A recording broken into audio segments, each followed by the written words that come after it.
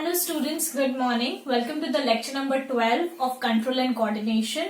So today in this lecture we are starting with the human brain, like we are starting with the nervous system of human body or human life basically. So if you'll see in our body, basically you have three main nervous systems, that is your central nervous system, peripheral nervous system and autonomous nervous system.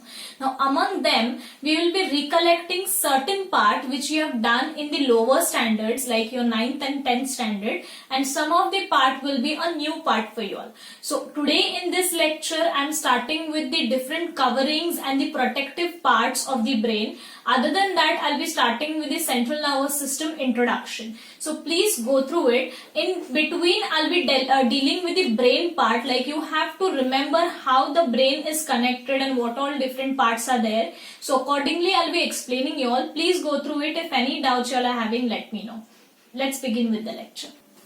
Okay, students, first of all you have to recollect something that you have done in your 9th standard with respect to the nervous system of human body. So we all know we have a nervous system which is consisting of your three parts, that is central nervous system CNS, peripheral nervous system PNS and autonomous nervous system ANS. Now initially we have dealt with is basically central nervous system being divided as brain and spinal cord. Then peripheral nervous system is divided as cranial nerves and spinal nerves. Cranial nerves का मतलब क्या है? The one which is coming from brain, and spinal nerves का मतलब क्या है? Basically the one which is coming from your spinal cord. And autonomous nervous system में we have done sympathetic and parasympathetic nervous systems. Now if you will consider a brain का इतना divisions we are gonna deal in today's lecture.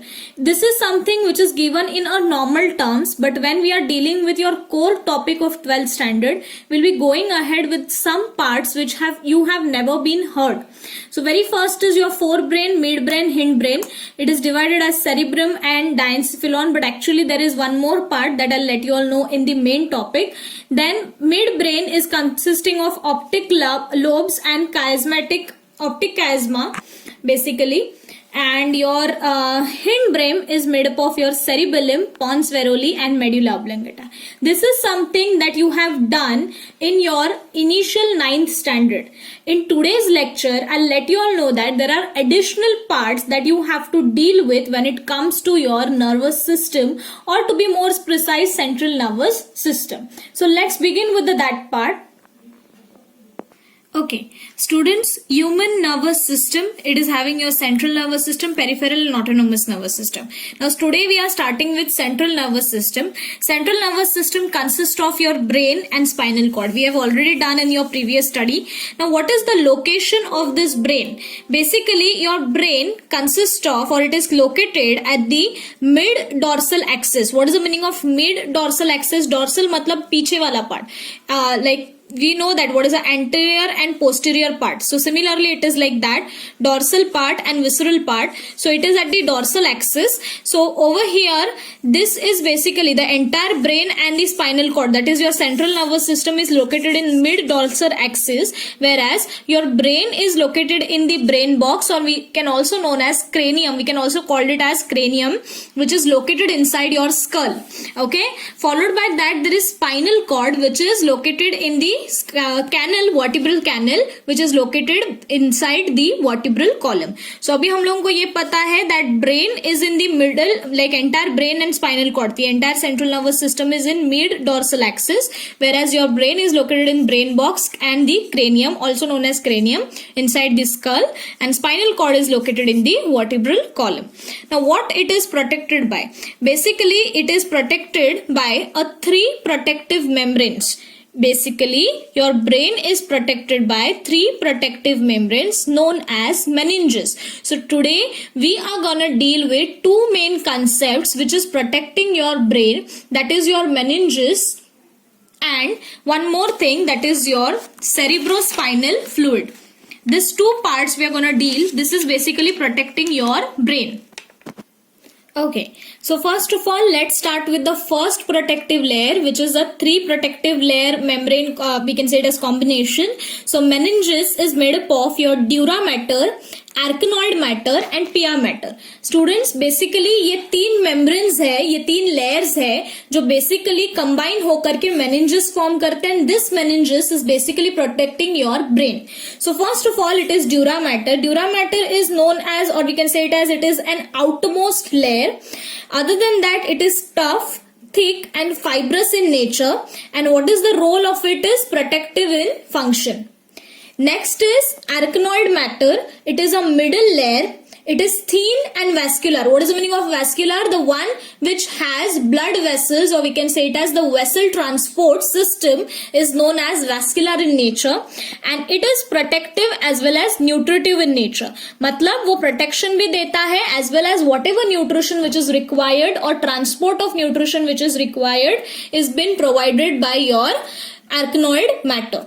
And third one is pia matter. Pia matter is the innermost layer. It is highly vascular, that is more blood supply and the vascular vessel supplies is there, vessel transport is there, and it is highly nutritive in function. So we know that in your meninges there are three main layers, that is dura mater, arachnoid matter and pia matter. Dura matter is outermost layer, arachnoid is middle layer and pia is innermost layer. Now if you'll see, dura and pia matter are basically protective and nutritive in function, whereas arachnoid method is basically providing both the things, that is protection as well as nutrition. Now in between this membranes there is certain space that I have mentioned over here. The very first is between dura matter and arachnoid matter, the space is known as subdural space, which has basically serous fluid. Serous fluid is basically cellular fluid, or we can say it as the one which is having serous, we can say it as it is a cellular fluid. That's what you remember. Other than that, between your arachnoid and pia matter, the space is known as subarachnoid space. This subarachnoid space is basically consisting of, or it is filled with CSF, that is cerebrospinal fluid. This cerebrospinal fluid is basically responsible for various functions. ये मैंने in general functions लिखे हैं. The entire description will be dealing in the ahead topic. In general functions are, it maintains the pressure and temperature in the cranium, exchange of nutrients, prevents desiccation, मतलब वो dehydration से बचाता है, and shock absorber के जैसा काम करता है. So very first layer that we have dealt with, which is protecting your brain, is your meninges. Now the next topic that we are dealing with in today's lecture is your cerebrospinal fluid. Now if you see cerebrospinal fluid, ये हम लोगों ने बहुत बार सुना हुआ है. Remember always students, whatever which is there, the fluid which is maintained in our body, like if you'll see, our body transport is with respect to your blood, and other than that there is lymph, which are the two molecules, or which we can say it as the two liquid fluids which are rotating, or we can say it as it is moving in your body. Similarly, in our brain, the one which is protecting it, providing it all the nutritions, is basically cerebrospinal fluid. Now if you'll see cerebrospinal fluid is basically lymph-like. Lymph-like मतलब क्या? It is a colorless fluid. So lymph-like extracellular fluid. Okay. Next is, it is secreted by pia mater, choroid plexus and ependymal cells. What is the meaning of choroid plexus and ependymal cells? Basically, if you'll see, brain में there are ventricles as well as spinal cord में there is canal which is present. अभी ये दो parts ependymal cells हम लोगों ने already neural tissues में study किया है. So students, what you have to recollect is this, both the cells are basically lining of your brain and spinal cord. मतलब ये brain और spinal cord के lining में present होते हैं, as well as the innermost layer of the brain. All three parts are basically secreting your cerebrospinal fluid. The cerebrospinal fluid is secreted by pia mater, choroid plexus and ependymal cells, which is lining brain and spinal cord. Next is, what is the role and the significance of cerebrospinal fluid? The very first thing, that is basically mechanical shock absorber. See students, majority times brain has undergone many of the, like we can say it as many different shocks, and that shock is not necessarily been an electric shock. There might be different soft, hard matters which come in contact with your brain. So if you'll see, your brain is a very delicate structure. So for this purpose, there should be some fluid. Basically, if you'll see, there is a skull. Inside the skull there is cranium, and inside that cranium there is 3 meninges layer, and uske baad uske andar hai brain. So it has been already covered and protected by so many layers. But at the same period of time, inside the cell, the dignity of that cell, the structure and the different roles is been basically maintained. For this purpose, this cerebrospinal fluid is basically acting as a mechanical shock absorber, which eventually prevents any particular shock from reaching inside or towards the brain, inward to the brain, and thereby protecting it. So second function is basically it protects the brain and spinal cord from mechanical injuries. Definitely अगर कोई भी mechanical injuries होती है, at that period of time it has already been protected and always been protected by cerebrospinal fluid. Next is maintains the constant pressure. See, what happens is your brain, and inside your brain there are various nervous transport or nerve transport, nutrition transport occurs. So that period of time, the pressure inside the brain as well as outside the brain within the skull and the entire humidity, or we can say it as the entire portion or space of that particular entire region, has to be maintained constant. So for this purpose, this cerebrospinal fluid instantly or constantly maintain the pressure inside the cranium, so that that brain is properly been placed and properly been working. Next is it helps in exchange of nutrients and waste between blood and brain tissues. See students, always remember there is a blood-brain barrier. What is the meaning of blood-brain barrier? It is a barrier, it's a membrane which prevents the normal fluid or any particular antigen or say anything from entering into the brain tissues, or we can say it as the brain area. Understanding? So for this purpose, whatever exchange of nutrients, whatever waste which has been produced inside the brain, exchange of that is been done between blood and brain tissues with the help of cerebrospinal fluid. So this is specifically important role of your CSF after your mechanical shock absorber. Next is it also helps in supply of oxygen to the brain. Definitely for a brain or any part of your body, we are an aerobic organism, so definitely we require oxygen for our function. So for this purpose as well, cerebrospinal fluid is working. Next is basically to protect the brain from desiccation. We all know what is the meaning of desiccation. See, what happens is in our body that none of the part has to get dehydrated. If it gets dehydrated, eventually there will be many crises or many problems that body might face. So for this purpose, brain is a main controlling unit, so it has to be properly hydrated. So for this purpose, the desiccation is been prevented by cerebrospinal fluid. So these are the 6 main functions of your cerebrospinal fluid. There are 2 properties of your cerebrospinal fluid. Always remember the pH of cerebrospinal fluid is always alkaline. It is an alkaline fluid. Other than that, the specific gravity of your cerebrospinal fluid is 1.005. So these are the main properties and the detailed study of the 2 coverings, or we can say it as 2 protective parts which is protecting your brain. That is nothing but your meninges, and other than that the cerebrospinal fluid. Now we will start with the brain part. So first of all, you all focus on me. Okay, students, if you'll see, this is your brain part. Okay, now in this skull, basically if you'll see, the brain is like this. This is the part of your brain. Now what you can do is, if I'm cutting it down, it will look like this. I'm repeating students. If I'm considering this entirely as a brain, it is one part of this one, this is the another part. So these are the 2 parts of the brain. So if you cut it down like this, there is this one hemisphere and the other cerebral hemisphere. If they are joining up, it is forming your brain. So ये जो joining है, this fingers, if you'll consider, this joining is like this. इसको हम लोग basically the part which is known as corpus callosum, ये part 2 hemispheres को join करता है. After that, the upper portion is forebrain, midbrain यहाँ पे and hindbrain. वैसे ही division इधर भी होता है, forebrain, midbrain and hindbrain. So it is joined like this. I repeat students, if you'll consider this as a skull, इस skull के अंदर there is a brain. Inside this brain, it has two hemispheres. If I'm dividing it, these two hemispheres are joined like this with the help of corpus callosum. After that, what happens if I'm dividing one part? It has a forebrain, it has a midbrain, and it has a hindbrain. Same part, forebrain, midbrain, and hindbrain. So in detail part, I will be showing you all with the help of pictures. So please go through it carefully. Okay, students, human brain is basically, we can say it as, we know that in central nervous system there are brain and spinal cord. So today we are starting with the basic introduction of brain. Now if you'll see, it is protected in cranium. It is soft, whitish and slightly flattened organ.